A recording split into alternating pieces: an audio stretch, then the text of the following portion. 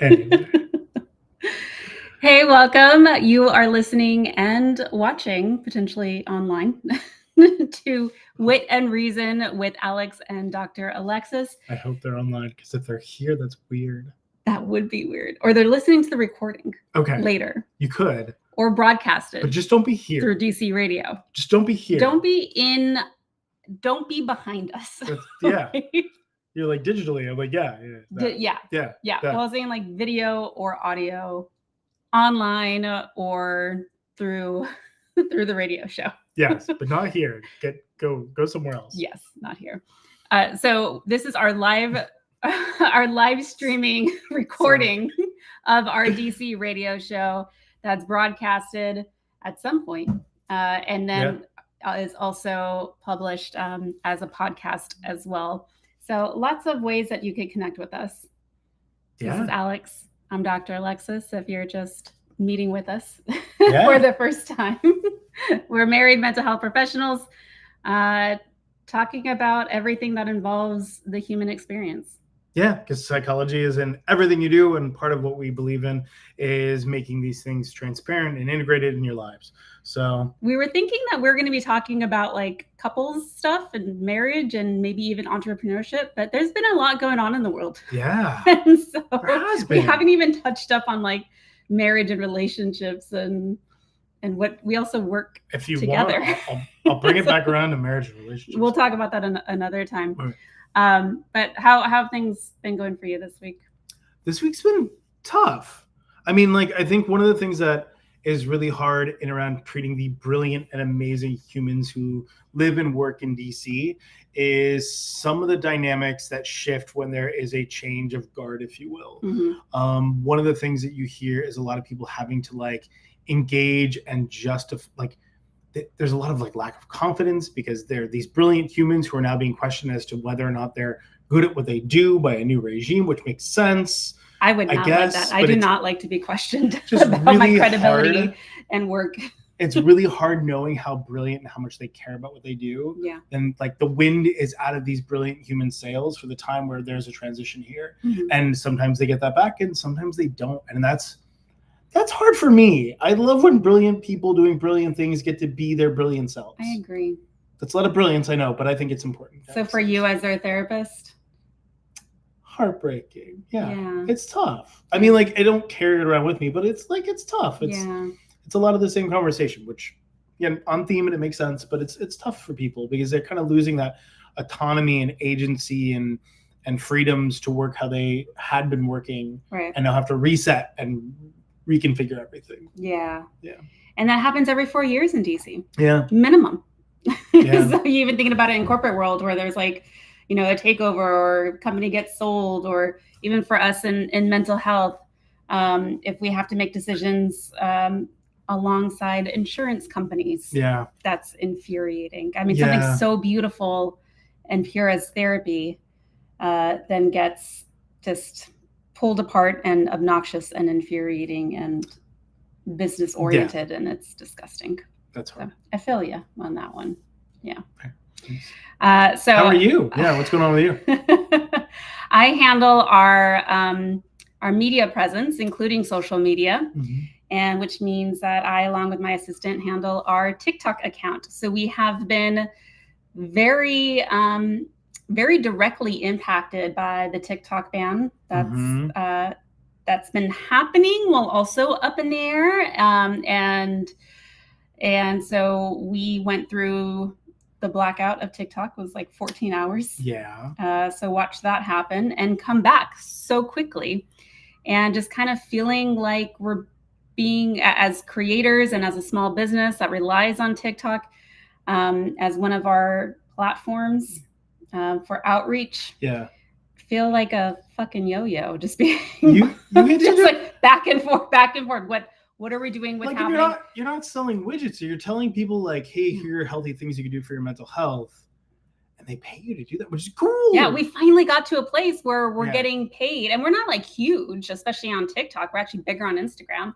But we're not huge. But with that type of platform, you could still earn an income. And for us, we're not selling, nonsense. We're selling mental health services. So we're part of like mental health campaigns for like local clinics that like want to increase their outreach so people know where to go for mental health services. So we help with that kind of stuff. And so also heartbreaking that was in jeopardy. Yeah.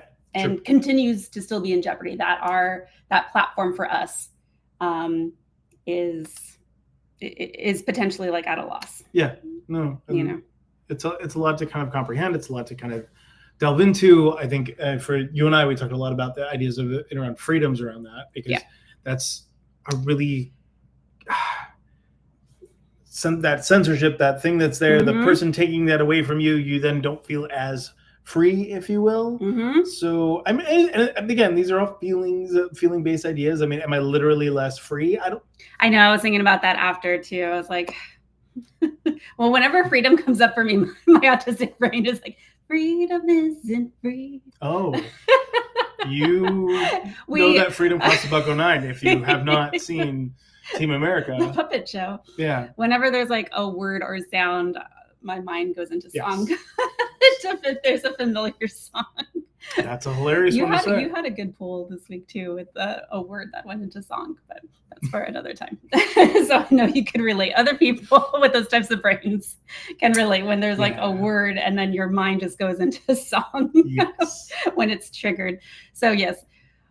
So the whole name of our show, based off of the shit that's going on in our lives, is the psychology of freedom, particularly in digital spaces. Because as I was going through the blackout, the TikTok blackout of 2025, 14 hours. The 14 so hours. So far, we'll see what happens in the future. I was thinking like, is my freedom really being jeopardized right now? Like I could still go out and walk freely. I could still like complain about this on other social media platforms. So like, is this really a freedom issue, or even specifically a freedom of speech issue? So I was just kind of playing with that in my mind. So we're going to be asking all of you what your thoughts are about this. But before we dive into it, Alex, when we're talking about freedom, especially through a psychological lens, what exactly are we referring to here? I think there's a lot of pieces when it comes to like the psychology of freedom. All right. So remember, like I'm also like a social worker. So like for me, like I also then think of like social theory and social engagement. So like I go to be a nerd about it. Like I go to Emile Durkheim. He talks about like conceptions of freedom, and that freedom within a society is the ability to then move through your life with value, with intentionality, and without running into chaos. Like, and so that there are constraints to these things in freedom. Constraints are okay. He used the word constraints, but like, it's not necessarily a bad thing to have constraints. As long as it moves you towards the ability to then navigate your life freely. Okay. I appreciate that definition, because there's a lot of people who get confused. And then I don't even know, rascals. Animals are great. Puppies. They're very free. They're very free. They're too free. They need to be constrained. She doesn't like that though. But there's, even when it comes to concepts of freedom of speech, I didn't realize that there's people that don't understand that also has consequences, even here in the US, and our freedom of speech does not include like freedom to like verbally threaten someone or to make a false alarming claim, like yelling fire in a building. And so even here in the US, the land of the free, and even with our speech, there are constrictions with it. Because then you start getting into the idea of, and this is something that I was kind of talking to you about. I'm going to take off her bow so that way it doesn't make more noise for our radio show. I think you just opened that whole door. But when it comes to freedoms, like, okay, what about when the freedoms clash? Like someone's freedom to own weapons can clash with my freedom to exist safely in the world. Or feel free or feel safe. Right. And then to actually be safe. To go to school safely. that you have to then have more constraints upon the school itself in order to then have the freedom for the other things. So which then do you compare as more beneficial? And I think that's the hard part, because you start looking at like social normative values, right? So sociology-esque stuff, not just psychology stuff. And then you have to start thinking about what then makes you feel more free versus not. What does that look like to then engage in that? And I think psychology of freedom is interesting because we prize the conception of freedom, but rarely do we really sit around and talk about it. Yeah. And when we look at it from a mental health perspective, all of the research shows that having autonomy is beneficial to our mental health. And when our autonomy or choices or our freedoms are taken away from us and we're restricted, that plays an impact on us biologically and in our brain, and impacts our stress hormones and can be connected to anxiety and depression. Yeah. Oh, definitely. Definitely. I mean, constraints on freedoms immediately spike people's cortisol levels. They immediately change your brain chemistry. I mean, you're right. And I think that's really hard, because the idea of like,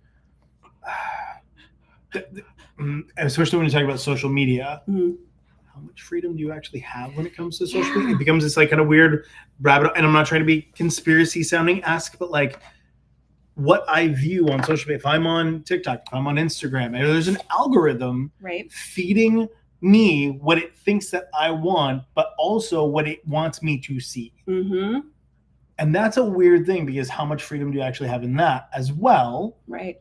And who's making those choices? Which the choices is where I get kind of nervous, because who's making those choices? As far as who sees what, or what goes viral, or all of it. All of it. Who's making the choices in the algorithm? Who's pushing that?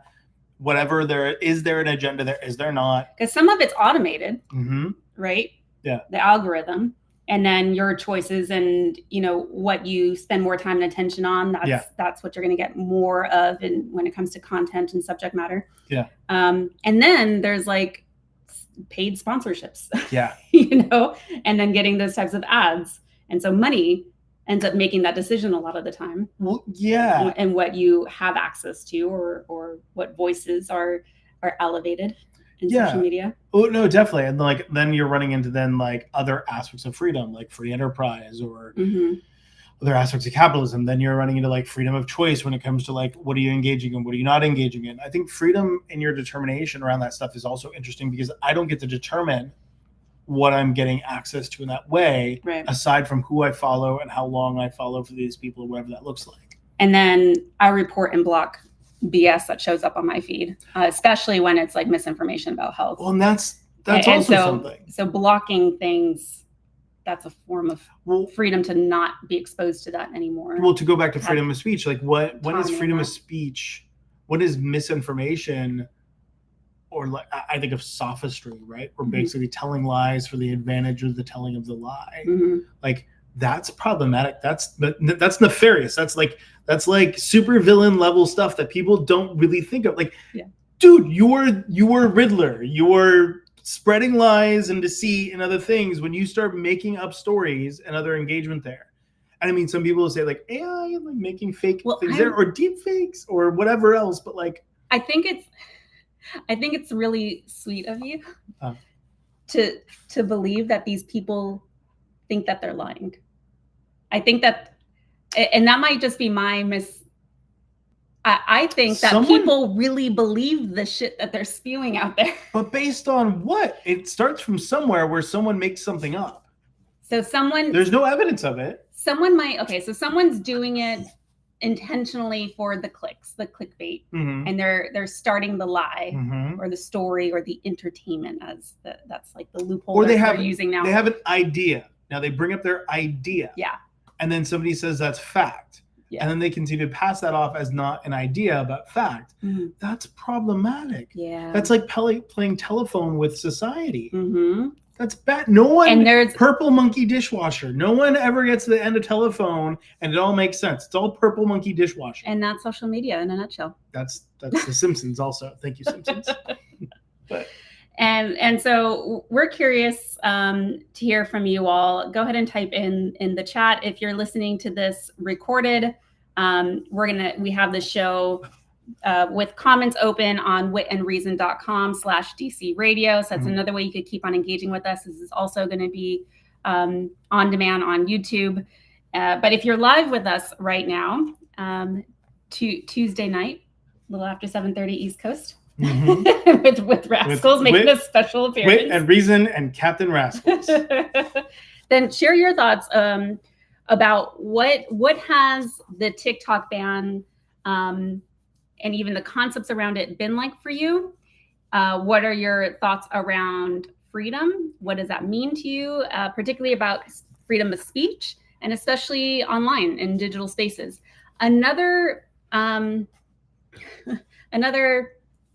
character in this whole scenario, especially recently, this is all happening at the same time, is Mark Zuckerberg. Yeah. And his announcement of his updates for Meta. Yeah.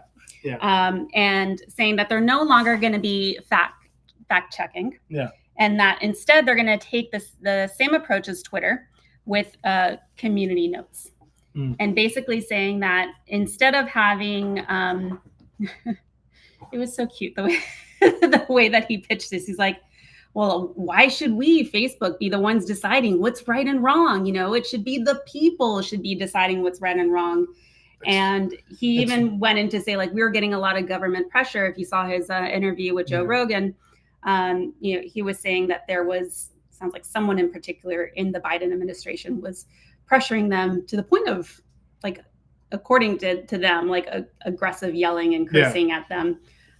Which is unfortunate because that's not professional. I don't know why that's acceptable. But even with Mark Zuckerberg in the interview was saying that that someone from the Biden administration was even pressuring them or bullying them, or practically threatening them to not allow any kind of posts or videos about any side effects to the COVID vaccines while we were going through COVID. And that, I don't know why anyone would do that. We're in healthcare. We're not in government. But even from a healthcare perspective, ethically speaking, it is in your rights. We have to tell you what are all the side effects and potential risks of anything that we're recommending or giving to you. And the hard part of that is, like, side effects are then determined over time with the cross-sectionality. And then you look at all side effects. So if you look at your meds, if you look at your Advil, Tylenol, or your generic versions of acetaminophen and printed everywhere. Yeah, like, if you look at that, it's printed in there. And so if you see something in there that says, like, your eyeballs will bleed, don't be surprised. One person out of 1 billion people may have had an eyeball bleed, and they can't disprove that it was related to the possible side effect of acetaminophen. And so then you're, like, sitting around going, oh my God, my eyeballs are going to bleed. So, I mean, I could hear where... And then the concern is, like, if you focus in on that and don't give the percentages of risk... How many of you took... Don't give all the information of the potential side effects. Yeah. I could see where that could be concerning. But then the answer is tell them, make it a requirement that they have to share everything. Give all of the facts and information, not restrict all of the facts and information. Well, because it's risk to reward benefit. So, like, what does this look like? Are you going to be part of this side effect? And then what do those numbers look like? And if they're emerging, you also have to say they're emerging. I get it. I get, like, what they're... So with all that to be said, so Mark Zuckerberg announced that they're not going to be doing fact checking anymore. The community notes. And I have a really big problem with that.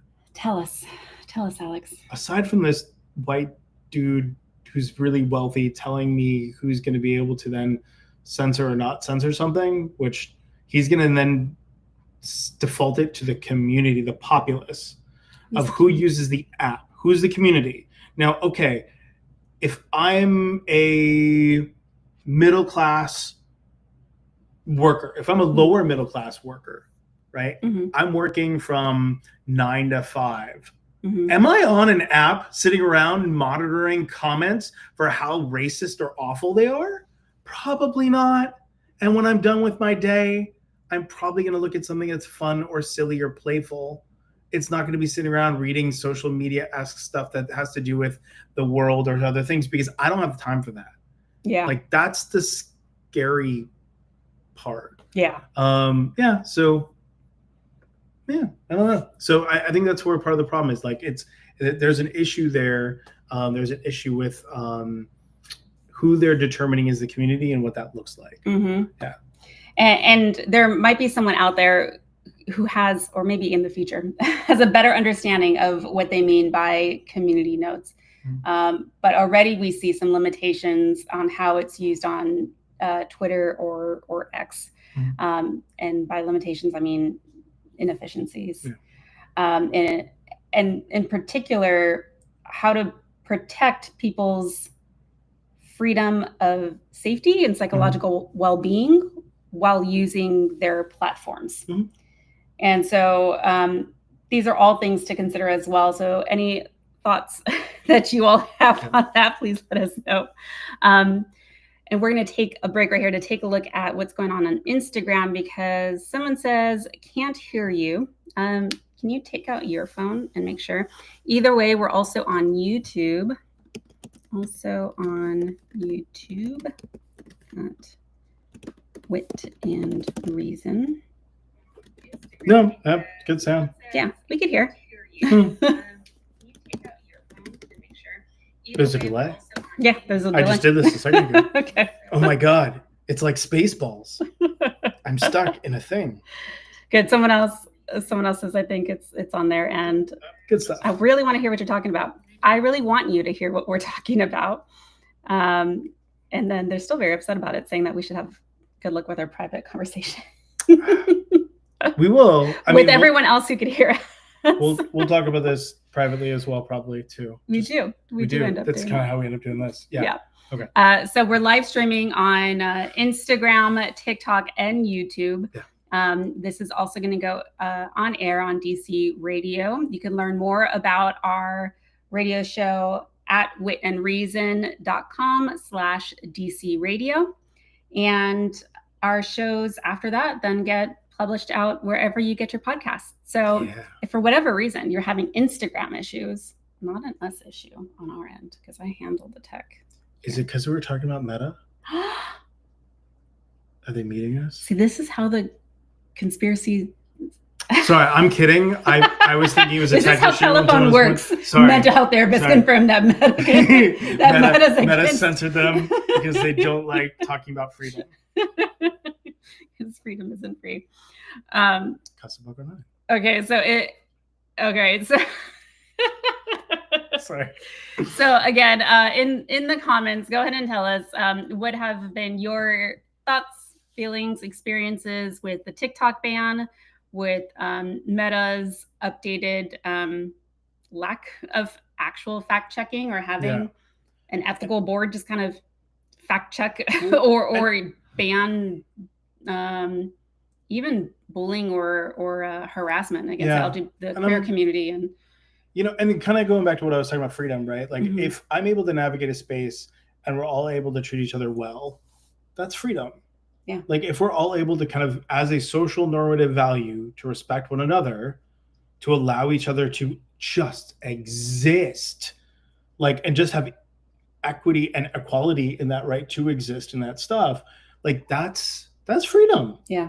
Because I can navigate this space, people can have opinions and ideas and all sorts of other stuff. That's fine. But if then I have to then go through this thing and I hear people making racial slurs, mm-hmm. or they're using really anti-Semitic language, or they're, kind of destroying communities, I don't know what to do with that. Yeah. Like, that doesn't impinge on my both mm-hmm. on my freedoms there. Yeah. Because they could say whatever they want. Mm-hmm. I can also have the right to say that I don't like it. Yeah. But who wants to make that the constant argument? Right. And that's where my mind always goes to, is like, what happens when the freedoms clash? At what point are things that are like hate speech?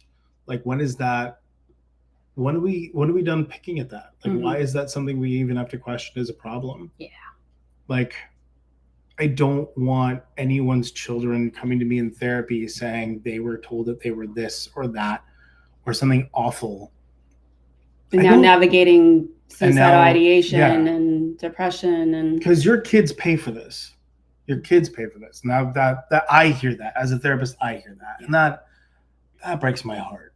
And that there's going to be people that go through this stuff, and you would hope that we move forward enough that we can exterminate this. I would love to be out of a job. Yeah. Like my goal is to not ever have to work. As a mental health therapist. I will go to do, I'll go do something else. Scuba diving instructor. Yeah, I will be your scuba instructor, and that will be lovely. And I don't want to deal with mental health anymore because we are all having wonderful, healthy engagement with the world. I won't have to be a psychologist anymore, and we'll just do some like fun gardening stuff. Yeah. In a controlled environment. This is lovely. Where I won't be attacked by bees. Yeah. You got to learn how to love the bees. That might be it too. Anyway, but all right, that's the thing. Like, coming back to this thing, freedom in that digital space, that's really difficult. And so it's hard to walk that line. And so I think of like ways in which I think of this. What immediately came to mind is like resolutions or things to take away from this, from either our conversation or if you're going to look at it on your own. I was thinking a lot about, like, we did 2 trainings for the film and television industry on upstanding or bystander intervention training, which is upstanding. And we did something on anti-bias. Yeah. And I think and anti-sexual harassment. And anti-sexual harassment too. But like, I think one of the things I think of, if you want to nerd out about film and TV, these are what production staff use, but also or the entertainment industry, and looking at anti-sexual harassment, anti-bias, and like how to upstand through the entertainment industry lens.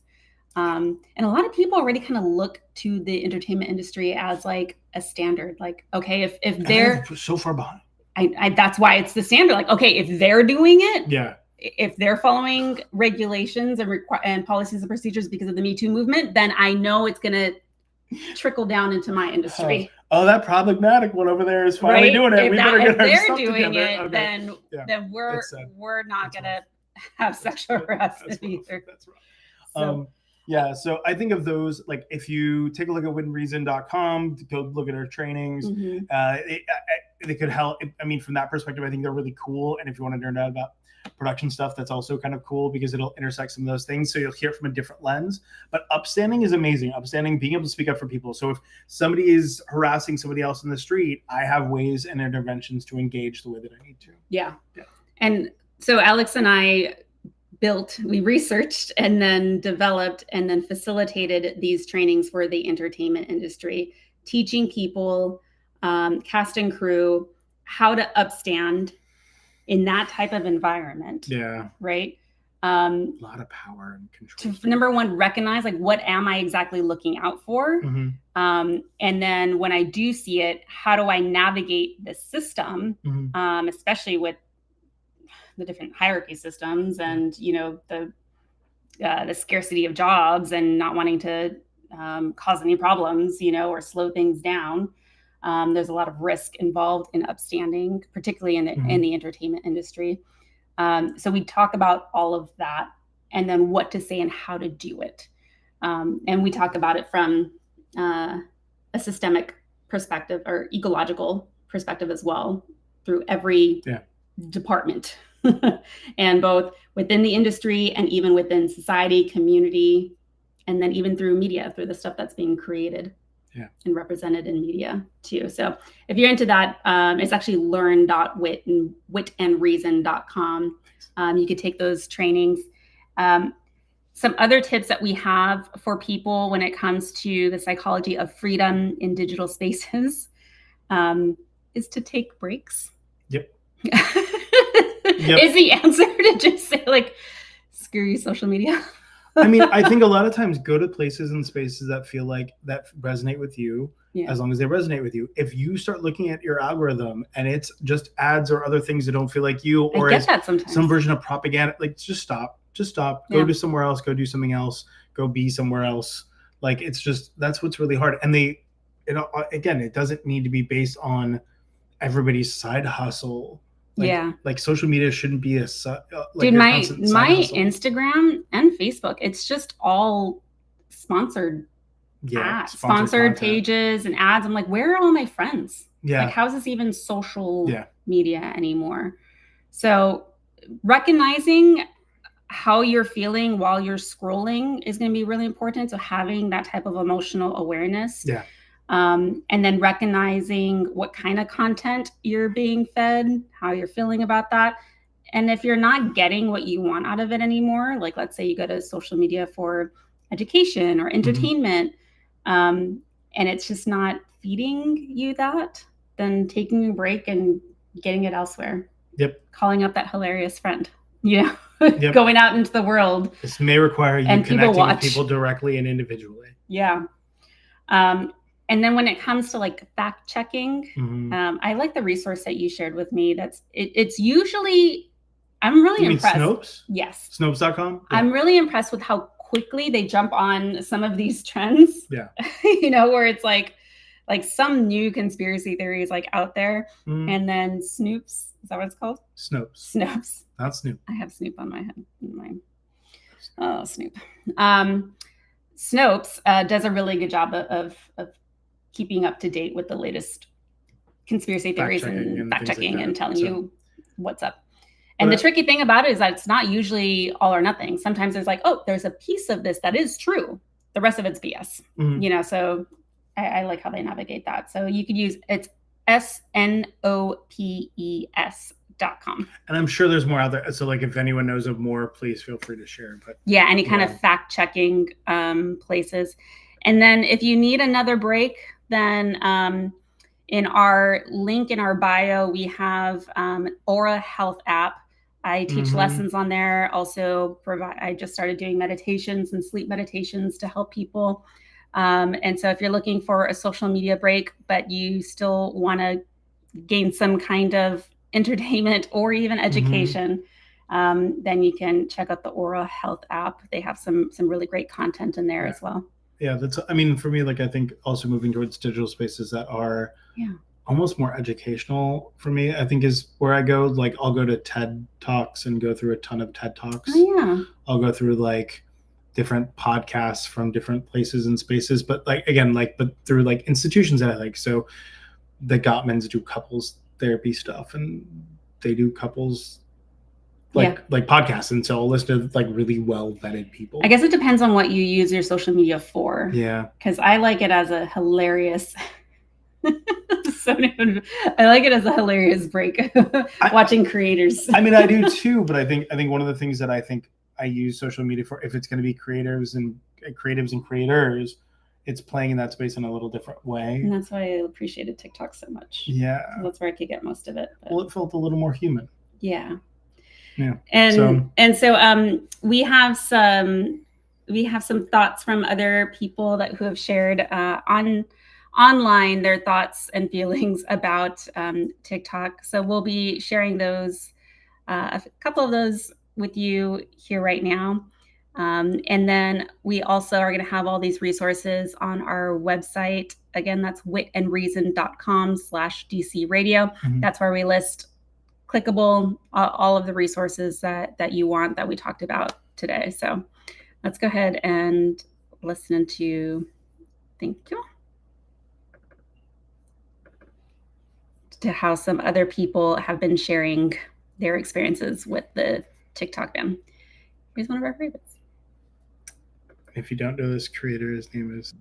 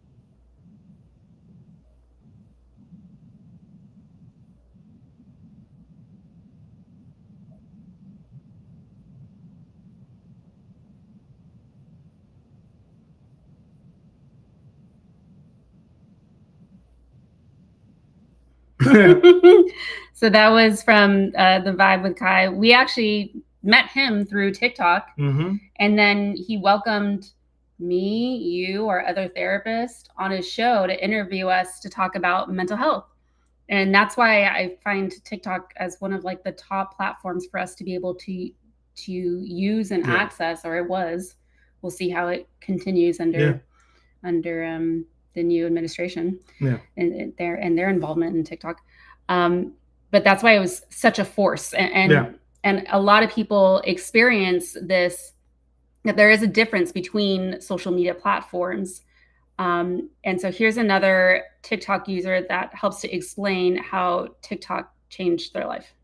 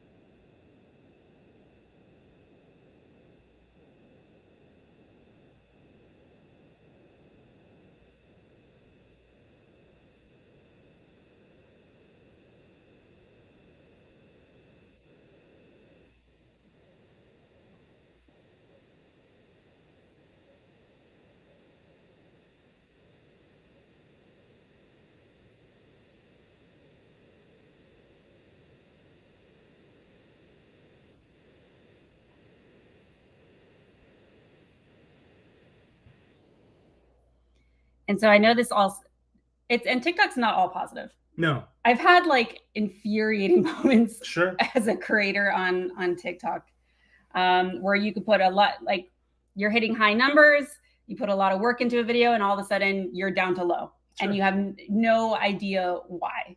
And then sometimes, you know, your stream of videos aren't all positive, you know, and it's still been our best platform to have outreach outside of our close proximity, you know? And so that's what a lot of people were expressing when they were talking about some of the consequences of the TikTok ban. Yeah. And so, but again, as you're going through it, it makes you question, what does freedom look like here? What is freedom of speech? Why are we making these choices? Who's making these choices? Why are these choices being made? That's tough. Yeah. It's a tough, it's hard when we've all come together, like, and I think we talked about this, like, through something like COVID, where everyone kind of bonded over TikTok, and all of a sudden it's going to be gone. And what does that mean? And what does that look like? And so, I don't know, that's a lot of loss. There's a lot of grief there. So, and so I'm going to have these resources on our website as well, our show website, witandreason.com/DC radio. But there is another therapist that is on TikTok, who you playing Therapy Jeff? Yeah, Therapy Jeff. He's great. And so he helps to really break down the psychological impact of experiencing, and this is all very new, obviously, but experiencing a social media ban like TikTok. And so for those of you who don't use TikTok, here's it.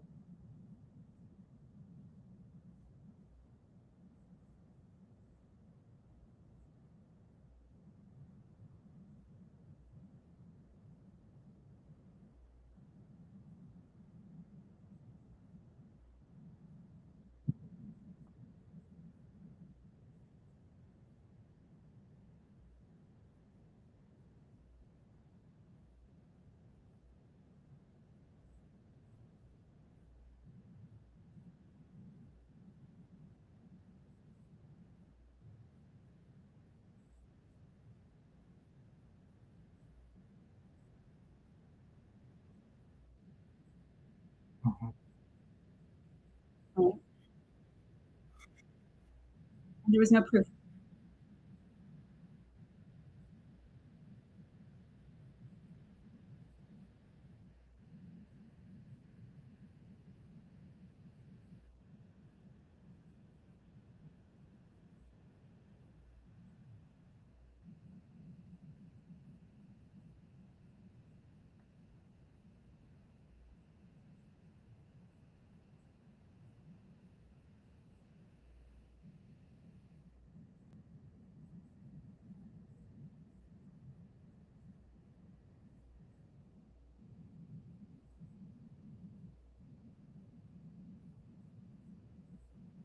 So obnoxious.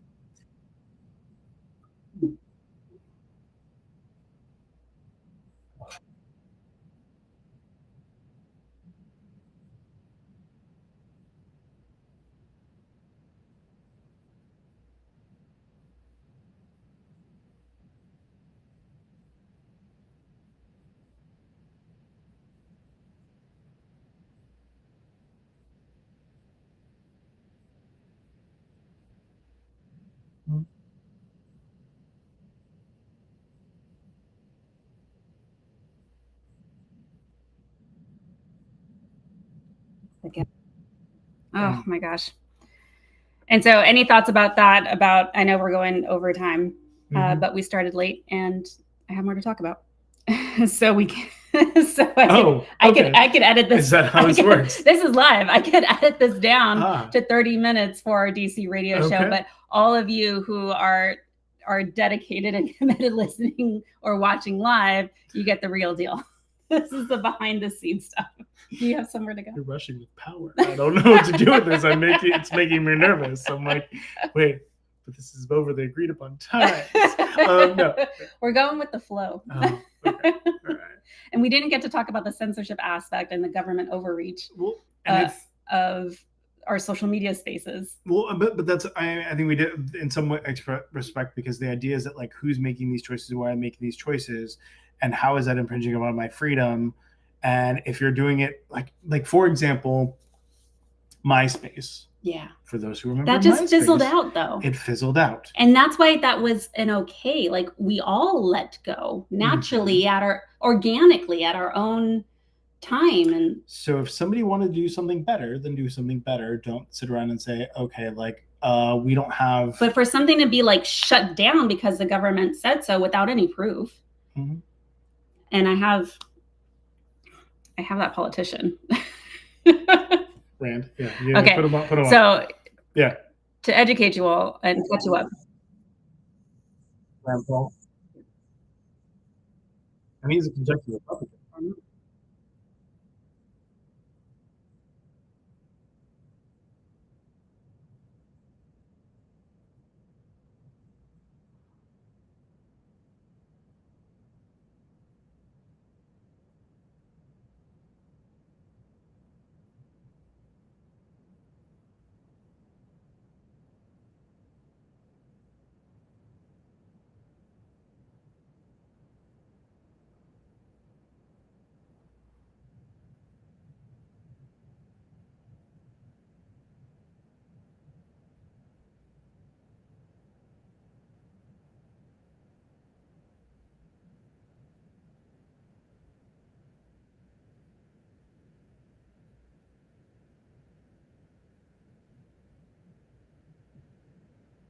So we'll see what happens, but I call BS, and I think that's what's really upsetting me and a whole lot of. Well, because then it disturbs conception of freedom too. So I mean, because again, you don't feel as free when those things are getting encroached upon, and in a very intense way, a very like sudden way.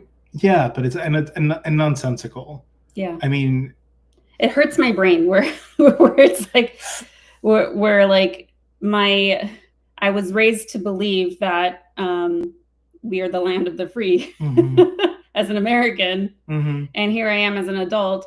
Many of my freedoms have been taken away from me, including my bodily autonomy. Yeah, that's a whole other thing. Yeah, and I don't even get say in my own entertainment now. Yeah. And if it's my data, my user data, which is the same stuff that I give away to like Meta. Yeah. Like why? It's just. Yeah. You see what I'm saying? Yep, I do.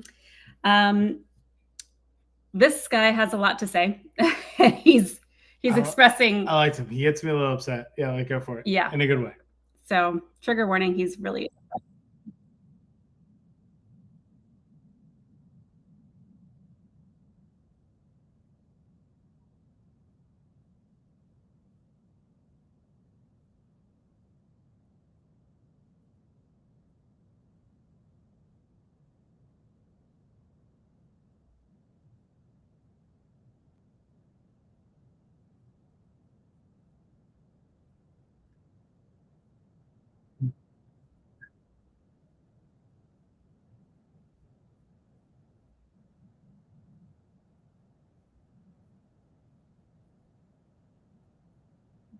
Point.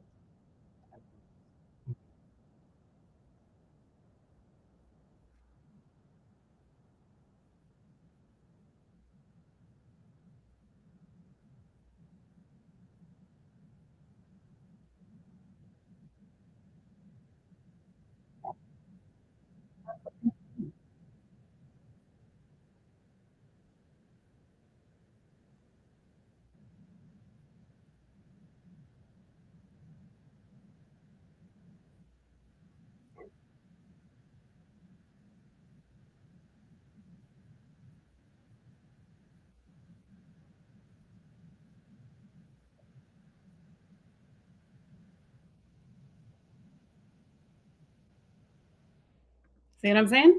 Yeah. I'm glad I did a trigger warning because I forgot how much profanity was involved. Yeah. I mean, profanity is already involved in our show to begin with. Fair. But, yeah, go ahead. No, I mean, like I think that's what happens.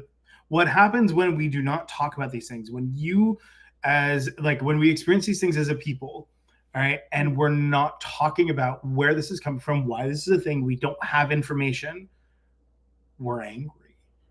I think that anger is a secondary emotion. So for all of you out there talking about emotions and things, anger is a secondary. So you get something first, and then you get really angry about it.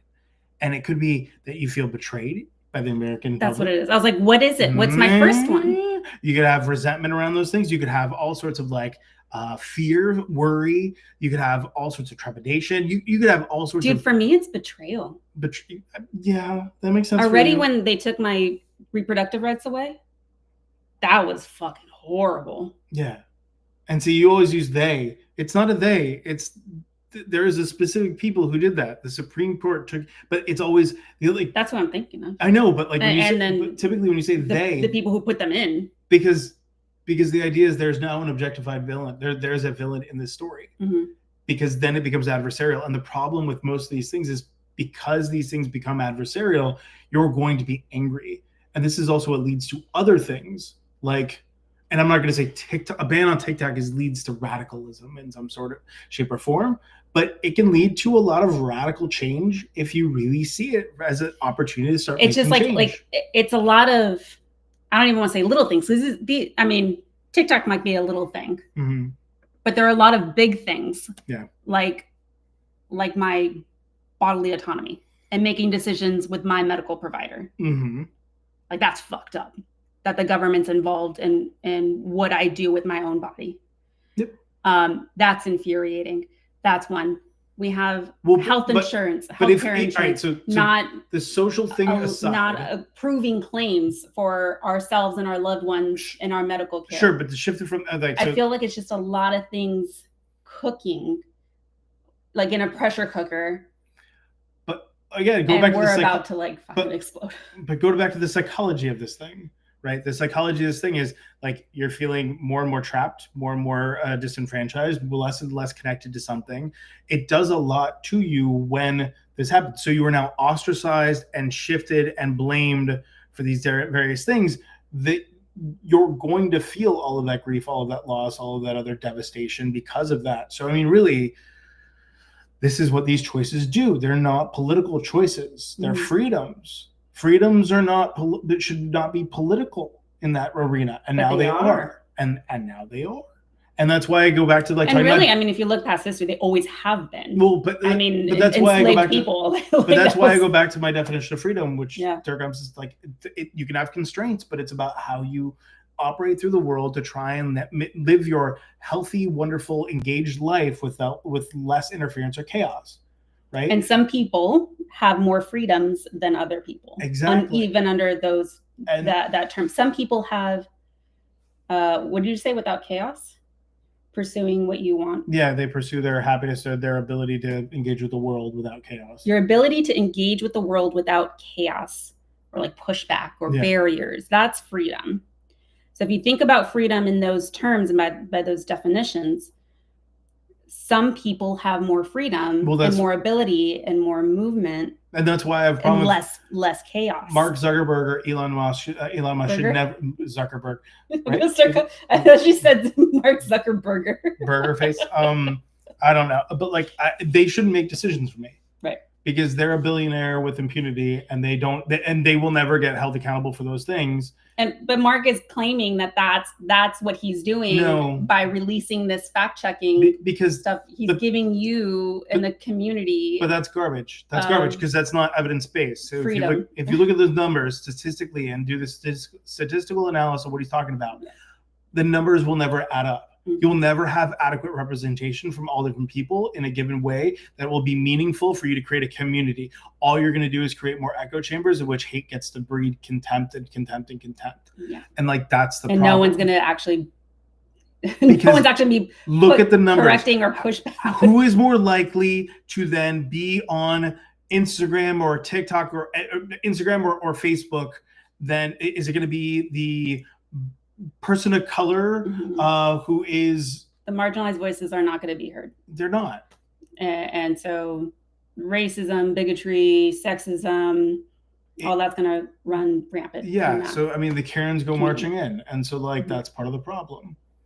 And so that's scary. So are we ever free?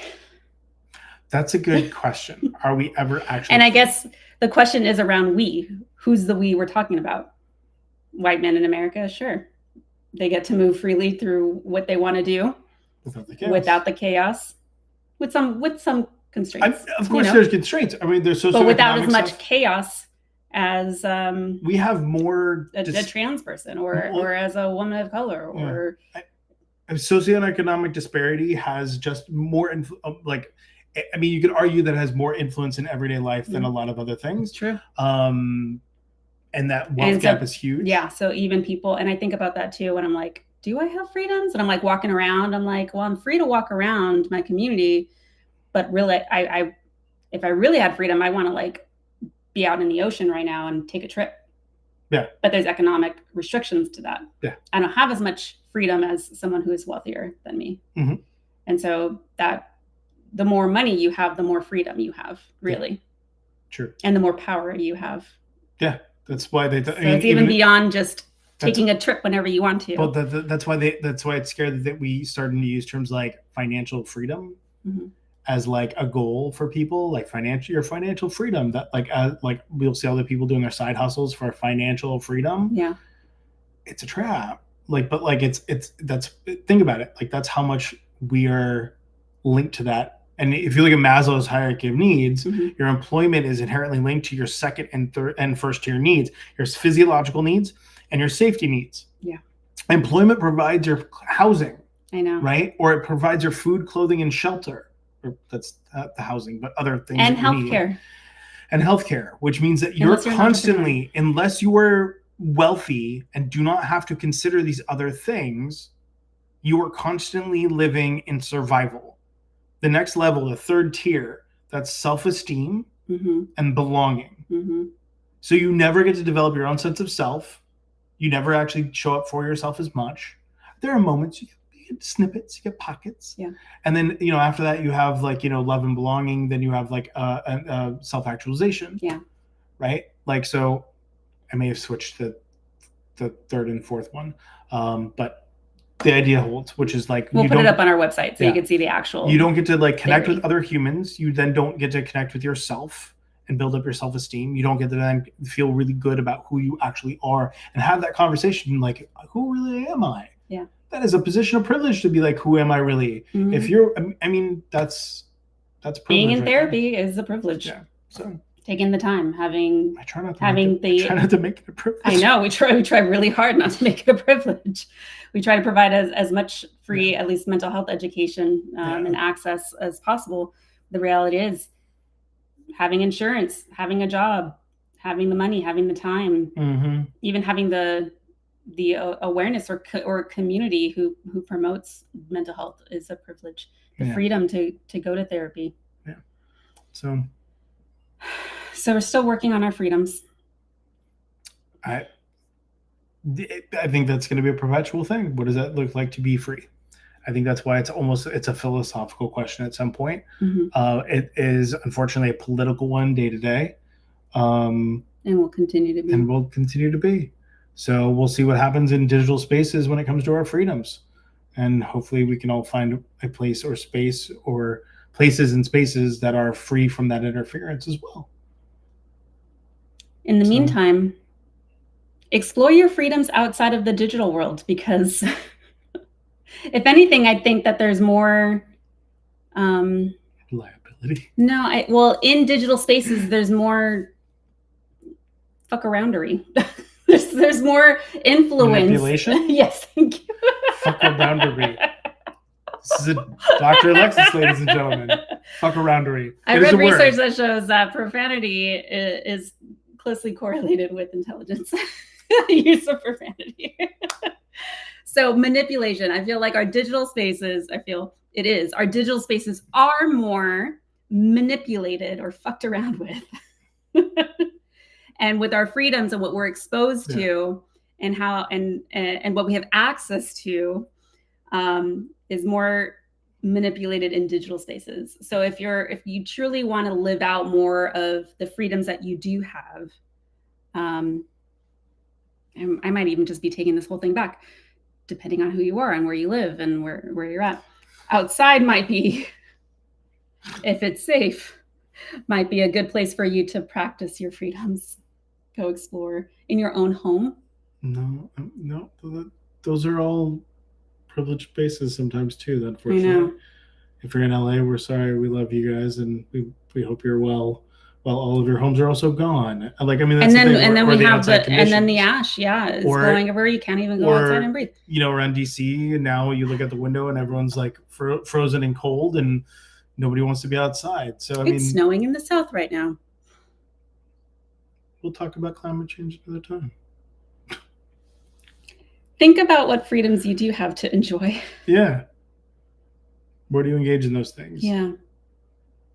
Freedoms to play with your pets, to love to write, to your create, loved ones. To engage. That's why I love our creatives, working with our creatives. Yeah. Engage in art, music. Fair enough. So everyone take care of yourselves. That's all we have to say about that. That's all I got. Next up on our show next week is actually going to be radical acceptance. Yes. So I always need work on that. Yeah. Because my autistic brain's like, no, but it shouldn't be this way. There's a better way. There's a more just way. It should be that way. And radical acceptance is focusing on the here and now and what the realities are about right now. And it's not agreeing. No. But it's accepting that reality so that way you can know what to do with yourself. Yeah. Given these circumstances, which includes activism. Yeah. Right? Accept something for what it is and you suffer. So if you've been struggling with this episode as much as I have, and this topic around whether or not we actually have freedoms, I could go outside right now and go for a walk. Like, I'm free to do that. I think a lot of people are free to go outside and breathe some fresh air. Yes. Let's get you out of here. You need to go get some fresh air. I'm going to go for a walk because we got too philosophical. My brain's going to explode. Distress tolerance? Yeah. Yeah. All right, we're going to go now. But next week, join us on Tuesday, 7:30 p.m.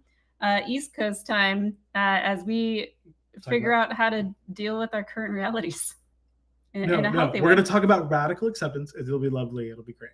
That's how you deal with it. Yeah. All it's a real thing. It actually works. I promise. All right. Take care, everyone. I'm going to go for a walk.